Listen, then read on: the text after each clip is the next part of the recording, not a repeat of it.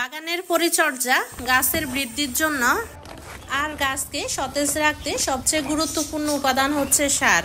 প্রতিদিনের ফল ও সবজির খোসা, ডিমের খোসা, পেঁয়াজের খোসা, ইউজ করা চা পাতা, এই সব উপাদান দিয়েই খুব সহজে আমরা বাড়িতে উন্নত মানের জৈব সার তৈরি করতে পারি। ক্যারেটটির পাক দিয়ে যেন কোনো উপাদান বের না হয়ে যায় সেজন্য আমি একটি রেক্সিন চারপাশ দিয়ে দিয়েছি। একবারে নিচে দিয়েছি আখ গাছের শুকনো পাতা, আরও কিছু শুকনো পাতা দিয়ে দিচ্ছি। এর উপর কিছু মাটি, তার উপর আবার কিচেন ওয়েস্ট, এভাবে লেয়ার করে সম্পূর্ণ ক্যারেটটি যখন ভরে যাবে তখন কিছুদিনের জন্য ক্যারেটটি রেখে দিতে হবে।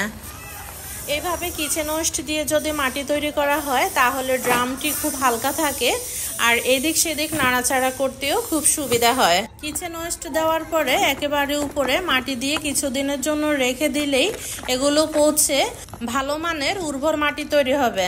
আমার কোনো গাছেই এখনো পর্যন্ত কোনো রাসায়নিক সার প্রয়োগ করিনি। এভাবে মাটি তৈরি করলে গাছ খুব সতেজ থাকে আর গাছের বৃদ্ধিও খুব তাড়াতাড়ি হয় আর গাছে প্রচুর পরিমাণে ফুল ফল ধরে।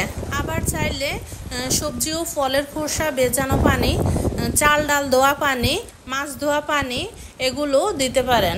আমি সব সময় কিচেন ওয়েস্ট জমিয়ে সব গাছ লাগিয়ে থাকি। আর দেখুন পুঁইশাক গাছগুলো কত হেলদি, গাছের পাতাগুলো অনেক বড় আর গাছ খুব সতেজ।